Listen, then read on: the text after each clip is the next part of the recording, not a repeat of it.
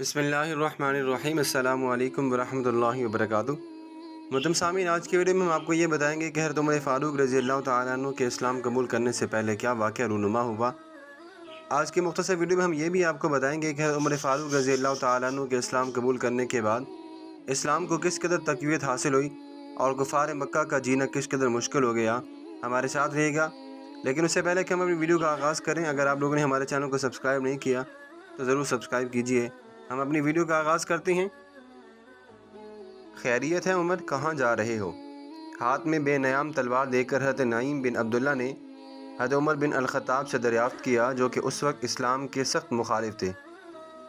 عمر نے جواب دیا، محمد کا نعوذ باللہ فیصلہ کرنے جا رہا ہوں۔ نعیم بن عبداللہ نے کہا کہ پہلے اپنے گھر کی تو خبر لو، تمہارے بہنوئی اور بہن دونوں مسلمان ہو چکے ہیں۔ حضرت نعیم نے مسکراتے ہوئے فرمایا۔ عمر بن الخطاب فوراً ان کے گھر گئے جہاں دونوں قرآن پاک پڑھ رہے تھے۔ عمر کو دیکھ کر ان کی بہن نے اوراق چھپا دیے۔ حضرت عمر نے بہن کو خوب مارا، یہاں تک کہ وہ لہو لہان ہو گئی۔ انہوں نے سخت لہجے میں عمر سے کہا، تم چاہے ہمیں جتنا بھی مار لو، ہم اسلام سے نہیں پھریں گے۔ عمر نے بہن کی یہ استقامت دیکھ کر فیصلہ کیا اور کہا کہ قرآن کے اوراق ہمارے سامنے پیش کیے جائیں۔ حضرت عمر فاروق رضی اللہ تعالیٰ عنہ پاک صاف ہو کر جب سورۃ طٰہٰ کی آیت نمبر 14 پر پہنچے تو آپ کی زبان مبارک سے بے ساختہ کلمہ شہادت جاری ہوا اور سیدھا نبی اکرم صلی اللہ علیہ وسلم کی بارگاہ میں حاضر ہوئے، جس پر نبی اکرم صلی اللہ علیہ وآلہ وسلم نے نعرہ تکبیر بلند کیا اور مکہ کی وادیاں اللہ اکبر کی صدا سے گونج اٹھیں۔ محترم سامعین، حضرت عمر بن الخطاب رضی اللہ تعالیٰ عنہ جو نبی کو قتل کرنے کی نیت سے نکلے تھے، اسلام قبول کر کے شمع رسالت کے پروانے بن گئے۔ ان کے قبول اسلام سے اسلام کو بہت تقویت ملی۔ انہوں نے قبول اسلام کے بعد نبی اکرم صلی اللہ علیہ وآلہ وسلم کو کعبہ میں نماز پڑھنے کی تجویز دی، اور نبی اکرم صلی اللہ علیہ وآلہ وسلم کے ہمراہ تمام صحابہ نے پہلی مرتبہ سر عام کھل کر نماز پڑھی۔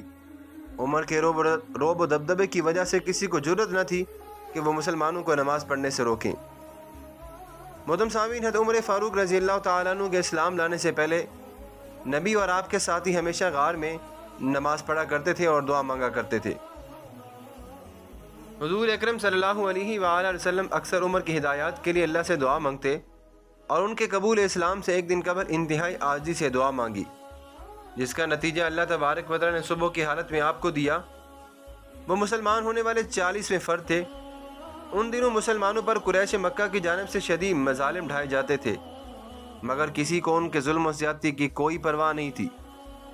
محترم سامعین، نبوت کے 13ویں سال جب ہجرت کا حکم آیا تو تمام مسلمان چھپ کر مدینہ ہجرت کر رہے تھے، لیکن حضرت عمر 10 افراد کے ساتھ کعبہ کی طرف چلے گئے اور کھل کر قریش مکہ سے کہا، عمر مدینہ جا رہے ہیں، اگر کوئی چاہے تو اس کی بیوی اور اس کے بچے یتیم ہوں تو آئے اور میرا مقابلہ کرے۔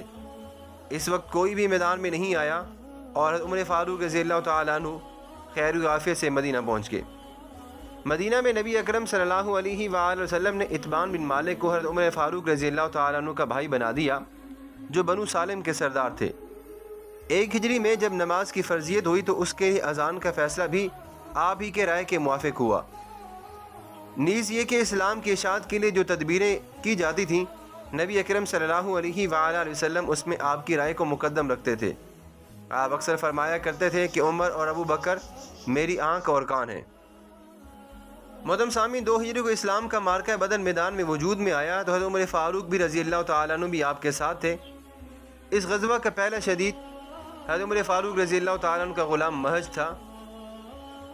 آپ نے اپنے ہاتھوں سے اپنے سگے ماموں عاصی بن ہشام بن مغیرہ کو قتل کیا۔ 3 ہجری کو غزوہ احد میں لوگ نبی اکرم صلی اللہ علیہ وسلم کو چھوڑ کر چلے گئے۔ اس وقت بھی حضرت عمر فاروق رضی اللہ تعالیٰ عنہ آپ صلی اللہ علیہ وآلہ وسلم کی حفاظت پر مامور تھے۔ اسی سال آپ کو خاندان نبوت میں داخل ہونے کا شرف حاصل ہوا، یعنی آپ نے اپنی بیٹی حضرت سودا رضی اللہ تعالی عنہا کا نکاح آقا دو جہاں صلی اللہ علیہ وآلہ وسلم سے کر دیا۔ بلکہ ایک روایت میں تو یہ بھی آتا ہے کہ حضرت حفصہ رضی اللہ تعالی عنہا کا نکاح حضور اکرم صلی اللہ علیہ وآلہ وسلم سے کر دیا گیا۔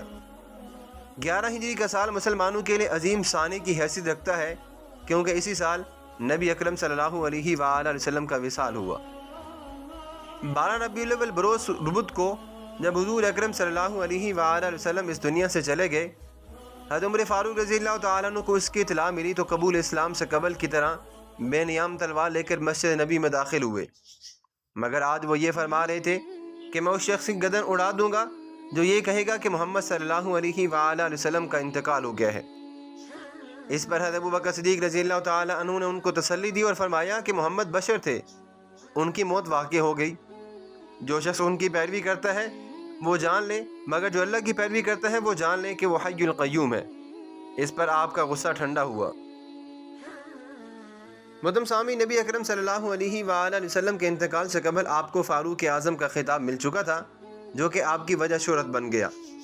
نبی اکرم صلی اللہ علیہ وآلہ وسلم کے انتقال کے بعد جب آپ کی خلافت کا مسئلہ پیش آیا تو تمام مسلمان اپنا خلیفہ چننے کے لیے جمع ہوئے۔ لوگوں کی نظریں ابو بکر اور عمر پر تھیں۔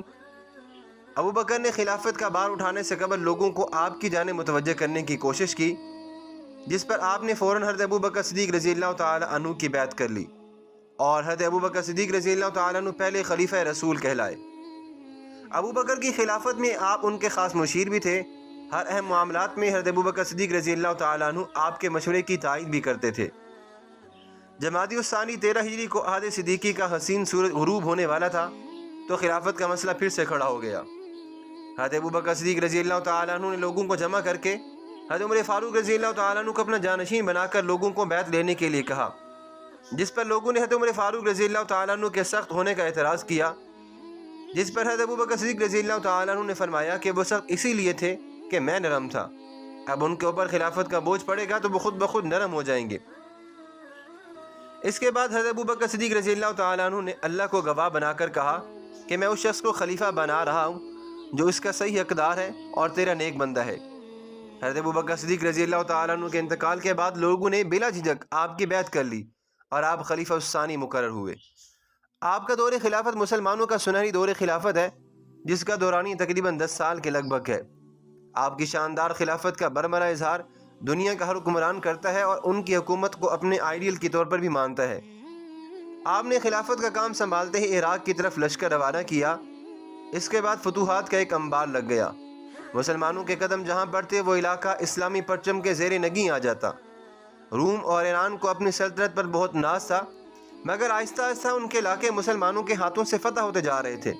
عراق، اردن، حمص، دمشق، اسکندریہ، ایران، آذربائیجان، آرمینیا، تبرستان، فارس، کرمان، سیستان، ہمدان، اصفہان، مصر اور خراسان اور بھی بے شمار علاقے ہیں آپ ہی کے دور خلافت کی یادگار ہیں۔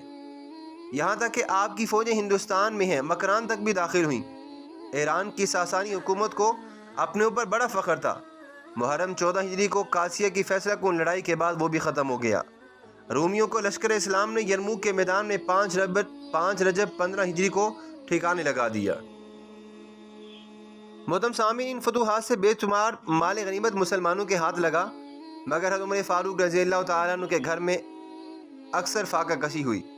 آپ اتنی بڑی سلطنت کے حکمران ہونے کے باوجود کبھی بھی آپ نے 1 روپیہ بیت المال سے نہیں لیا، حتیٰ کہ آپ کے کرتہ مبارک پر کئی پیوند لگے ہوتے تھے۔ بیت المقدس جب فتح ہوا تو آپ کو وہاں پہ بلایا گیا۔ آپ پیوند لگے کرتے پہن کر اپنے غلام کے ساتھ روانہ ہوئے۔ لوگوں نے کہا کہ آپ عمدہ لباس پہنیں گے تاکہ غیر مسلموں پر اسلام کا رعب ہو۔ اس پر حضرت عمر فاروق رضی اللہ تعالیٰ عنہ نے فرمایا کہ ہمارے پاس ایمان کی دولت ہے جو دنیا کی تمام دولت پر افضل ہے۔ اس سفر میں بھی آپ کے انصاف کا ایک عملی نمونہ سامنے آیا کہ سفر کرنے سے پہلے غلام سے کہا کہ میں اونٹ پر بیٹھوں گا اور تم مہار پکڑ کر آگے چلنا، پھر میں یہ ذمہ داری کروں گا اور تم سواری کرنا۔ اس طرح وہ بیت المقدس کے قریب جب پہنچ گئے، اب غلام کی باری تھی جو کہ سواری کرنے والے تھے۔ حضرت عمر فاروق رضی اللہ تعالیٰ عنہ نے اونٹ کی مہار تھام لی۔ غلام نے کہا کہ آپ بیٹھے رہیں، مگر انصاف پر آپ ڈٹے رہنے والے مجھ سے تھے۔ چنانچہ آپ بیت المقدس میں داخل ہوئے تو آپ کے ہاتھ میں اونٹ کی مہار تھی اور سواری پر غلام۔ یہ دیکھ کر شہر کے کئی پادری مسلمان ہو گئے، کیونکہ تورات میں بیت المقدس کے فاتح حکمران کی یہی شان لکھی تھی۔ حضرت عمر فاروق رضی اللہ تعالیٰ عنہ کے روز کا معمول رعایا کی خبر گیری کرنا تھا، یہاں تک کہ کوئی بھوکا نہ رہ جائے۔ آپ اکثر فرمایا کرتے تھے کہ مجھے خوف ہے کہ دریا دجلہ کے کنارے کوئی بچہ بھوکا مر جائے اور کل کو قیامت کے دن اللہ کے حضور وہ میرے خلاف مقدمہ کر دے۔ آپ اکثر راتوں کو نکل کر گشت کیا کرتے تھے۔ یہاں تک کہ ایک روز معمول کے طور پر آپ مصروف تھے کہ آپ نے ایک عورت کو دیکھا جو کہ ہانڈی پکا رہی تھی اور اس کے ارد گرد کچھ بچے سو رہے تھے۔ حضرت عمر فاروق رضی اللہ تعالیٰ عنہ ان کے پاس گئے اور پوچھا کہ برتن میں کیا ہے؟ تو اس عورت نے بتایا کہ بچوں کے والد کا انتقال ہو گیا ہے اور ہمارے پاس کچھ بھی نہیں ہے۔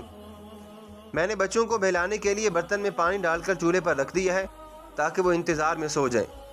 اس پر آپ کی آنکھوں میں آنسو آ گئے اور آپ فوراً بیت المال میں گئے، وہاں سے زیتون، کھجور اور گوشت کی بوریاں لیں اور اپنے غلام کے ساتھ وہاں سے روانہ ہوئے اور غلام سے کہا کہ میرے ساتھ چلو، کیونکہ کل کو قیامت کے دن یہ میرا بوجھ کوئی نہیں اٹھائے گا، مجھے خود ہی اٹھانا پڑے گا۔ غلام نے تمام سامان آپ کی پیٹھ پر لاد دیا اور آپ وہ سارا سامان لے کر اس عورت کے پاس چلے گئے۔ محترم سامعین، عورت نے آپ کو خوب دعائیں دیں اور کہا کہ تمہیں خلیفہ ہونا چاہیے۔ انہوں نے فرمایا کہ جب تم خلافت قدر میں جاؤ گی تو وہاں پر تم مجھے ہی پاؤ گی۔ بعد میں اس کو پتہ چلا کہ آپ حضرت عمر فاروق ہی تھے۔ اس طرح کے بے شمار واقعات آپ کی سیرت کے مطالعے میں ہمیں بے شمار ملتے ہیں۔ محترم سامعین، آپ نے 23 ہجری کو آخری حج کیا اور شہادت کی دعا مانگی۔ ایک دن حضرت مغیرہ کا پارسی غلام فیروز ابو لولو آپ کے پاس آیا مغیرہ کی شکایت لے کر کہ وہ اس سے نقاشی اور آہنگری کا کام کروا کر 7 درہم دیتے ہیں۔ آپ نے فرمایا یہ تو ٹھیک ہے۔ اس پر وہ غصہ ہو کر چلا گیا۔ 26 ذوالحج 23 ہجری کو نماز فجر پڑھنے کے بعد آپ مسجد نبوی میں گئے اور نماز شروع کر دی۔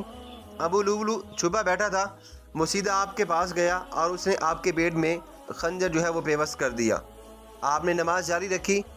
ابو لولو بھاگنا چاہتا تھا مگر لوگوں نے اسے پکڑ کر قتل کر دیا اور آپ کمرے تک آ گئے۔ آنتوں میں زخم کی وجہ سے جو کچھ کھانا پینا تھا وہ باہر آ گیا، یہاں تک کہ وہ آپ کی شہادت کا باعث بنا اور آپ یکم محرم 24 ہجری کو شہادت سے سرفراز ہو کر رسول اکرم صلی اللہ علیہ وآلہ وسلم کے پیروں میں تشریف لے گئے۔ محترم سامعین، آپ کی شہادت بلا شبہ کسی سانے سے کم نہیں تھی۔ آپ کی سیرت مبارکہ ہر شخص خصوصاً حکمرانوں کے لیے عملی نمونہ ہے۔ جس کو اپنا کردار دنیا میں بہترین بنانا ہے وہ حضرت عمر فاروق رضی اللہ تعالیٰ عنہ کی سیرت کا مطالعہ ضرور کرے۔ بے شک فاروق اعظم رضی اللہ تعالیٰ عنہ کا نام تا قیامت زندہ رہے گا۔ محترم سامعین، آج کی ویڈیو ہم یہیں پہ مکمل کرتے ہیں۔ امید ہے کہ آپ کو آج کی ہماری ویڈیو ضرور پسند آئی ہوگی۔ اس طرح کی مزید اسلامی ویڈیوز دیکھنے کے لیے ہمارے چینل کو ضرور سبسکرائب کیجیے گا۔ اللہ تبارک و تعالی ہم سب کا حامی و ناصر ہو، آمین۔